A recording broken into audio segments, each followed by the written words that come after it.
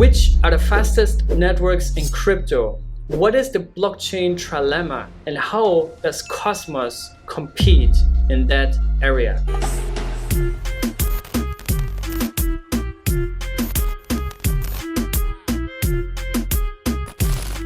Now the first question is, why does speed actually matter? And that actually brings us back to the core mentality and the core value proposition of why crypto exists in the first place. It exists because we're trying to build an open, decentralized, accessible for everyone, immutable system that transfers value. That system needs to be secure, fast, and decentralized, which has evolved into a big challenge to resolve all these three problems at the same time, and that is the so-called blockchain trilemma, which we're also going to look into in a second. But if we start with Bitcoin, the chain of chains, the one that started it all, Bitcoin can only handle 4.6 TPS, which is the measure how you can see how fast the chain is, right? TPS stands for transactions per second. And actually in Bitcoin, you also need to wait 60 minutes for your transaction to be confirmed, which is what we call block finality. And if you ever use Bitcoin to pay for a coffee, to pay for any service or any product, or even just to send money around the world, the user experience is probably not as you think it should be, right? Because we're used to things to go instantaneously, to things be fast, and for things to also be very cheap. And the fact that Bitcoin has this issue with scalability, which means it's not really fast, also means that transaction fees have gone up and are not really cheap. So using Bitcoin is not only slow, but it's also expensive. What about Ethereum, the second largest chain in the crypto space? Ethereum can only handle 27 transactions per second, which is much better than Bitcoin. But given that Ethereum wants to be this world computer that every application runs on it, it should be much, much faster. And the recorded average is actually only 12 transactions per second, with an average of 15 minutes to finality.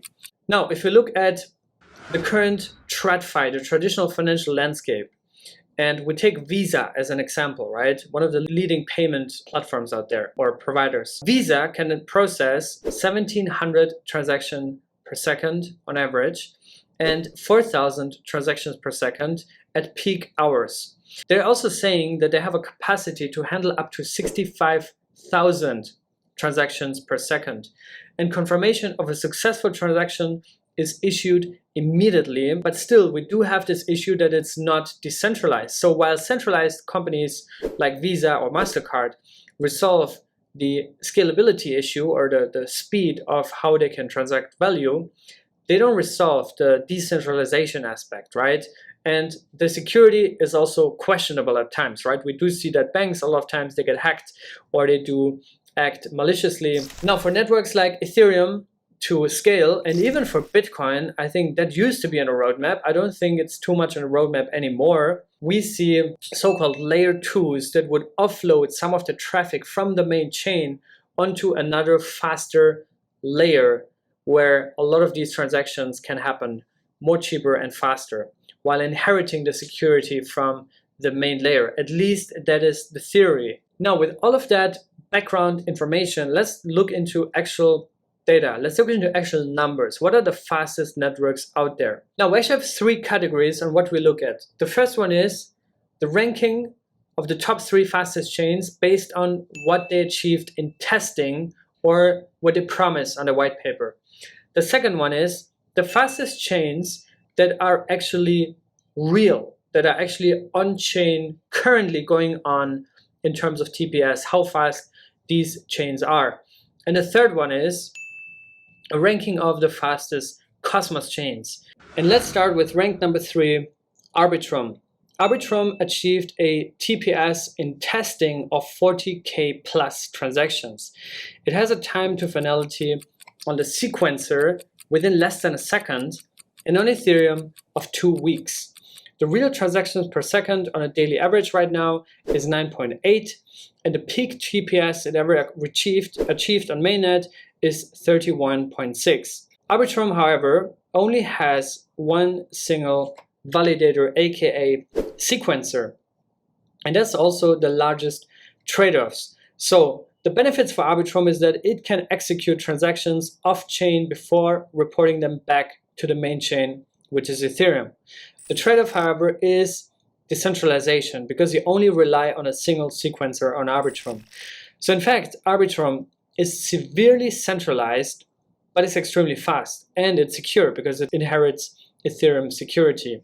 Rank number 2, we actually have both Sui and Aptos. Now we put them together because they also share a very, very similar origin story and history.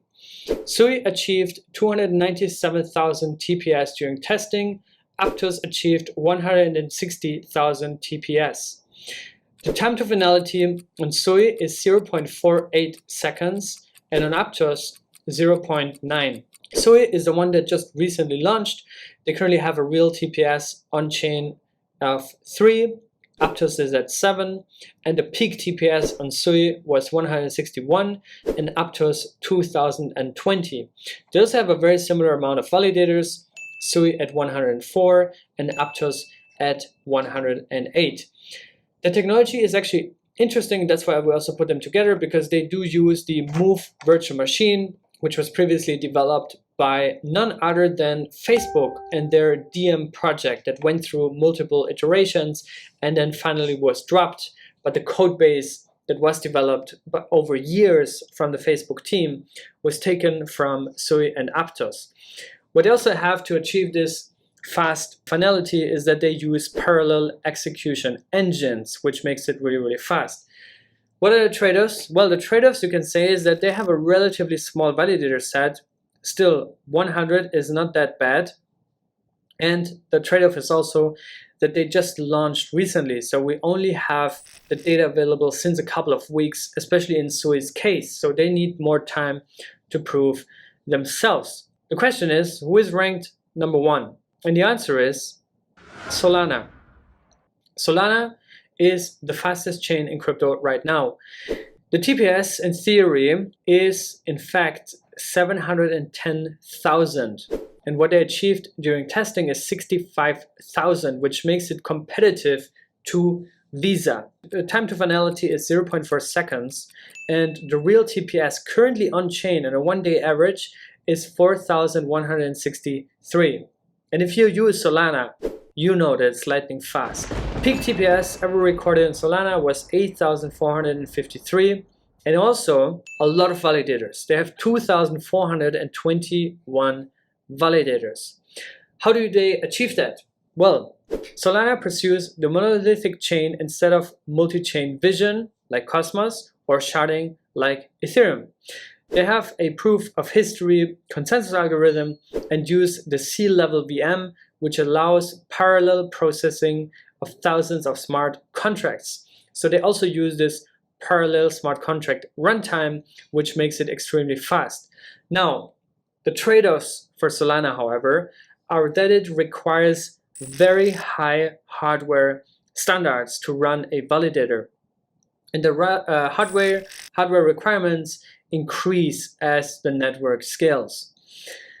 Also, we've seen a lot of times historically with Solana that they had troubles with uptime. So Solana actually broke multiple times and was down, which means that you cannot use it, you cannot transact, you cannot do anything with it, you cannot execute a contract, right? Now let's look into the top 3 chains currently based on real TPS. And let's start with rank number 3, BNB. BNB has a time to finality of 1 second, and it currently has a one-day average TPS of 58. However, it only has 29 network validators, which is also their largest trade-offs, which is decentralization. The second chain that's in production is not actually a chain, it's actually a DAG, and that is Hedera Hashgraph. I've actually made a lot of videos about this over the past years, and Hedera has a time to finality of 3 to 5 seconds and a real TPS currently in a one-day average of 532. They achieved a peak TPS of 2,769, and they currently have 39 validators. Their technology functions very different than most traditional blockchains work. But also you could say here that the trade-off is decentralization, because they only have 39 network validators, even though those validators are all from different industries, they're all from different geographics, and they're mostly large institutions, which basically means there's not one single decision maker, right? There's universities, there's large companies, there's crypto exchanges, there's projects. So that's their strategy, but 39 obviously is still very, very low. And the winner for real TPS, fastest chain in crypto, is also currently Solana. Now the final category is Cosmos. What are the fastest chain in Cosmos? And Cosmos implements obviously the tenement consensus algorithm, which theoretically could achieve up to 10,000 transactions per second and has a finality time between 6 and seconds with well over 100 validators on average, right? Which we're seeing, for example, on the Cosmos Hub, we have 175 validators and the finality is around 6 to 7 seconds. Now, there is projects in Cosmos that have stress tested this to achieve faster finality and also faster TPS. One of them is actually Injective. So Injective claimed it can achieve 25,000 TPS, which they obviously need because there are an order book DEX and they are building a whole DeFi ecosystem around it. You could say that the trade-off here is a little bit on the decentralization side. They only have 60 network validators, but that's still not bad, right? And 25,000 TPS is very, very, very fast. We also have Noise, evmos, and Gojira that have finality times around 2 to 3 seconds. If we look at some of the other chains, we can see that the most used chains right now, which is Umi, Terra, and Gojira, in terms of total transactions, they currently have 6.5, 4, and 3.6 TPS over the span of the past 24 hours. Now, here's my personal conclusion. My conclusion is that while all these metrics are nice, and especially promises on white papers and in testing, they're all nice. What actually matters is how is that chain being used, right? By real active on-chain user activity. And you see that sometimes, even though a chain claims to have tens of thousands of transactions per second, nobody uses it, right? Because they don't have traction, they don't have products, or they're centralized and people don't want to use them, right?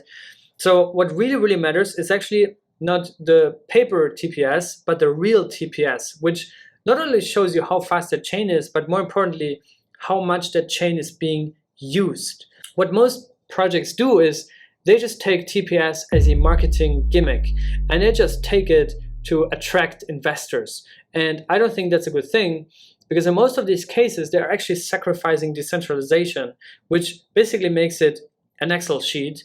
And then they can go out and pitch investors and say, hey, you should invest in us, we're the fastest blockchain, while they haven't resolved truly the blockchain trilemma. Now, there are solutions on the horizon, for example, sharding, which is implemented on Near, and it is also planned to be implemented on Ethereum at some point, and also decentralized sequencers, which would decentralize the ETH L2 landscape, which is urgently needed, right? And in Cosmos, we probably have a good and healthy balance of the three, but I think when it comes to decentralization and also speed, there's a lot more upside for Cosmos. But there are projects in the works, such as Sane Network, which is going to launch and promises 20,000 transactions per second with a faster finality than Solana. That's going to be very interesting. Also, we have Saga, which implements parallel execution, which also would make it one of the fastest chains in crypto. I hope you enjoyed this video. Let me know what chain I missed. Let me know which chain you believe resolves the blockchain trilemma the best. See you guys in the next one. Stay safe and be good.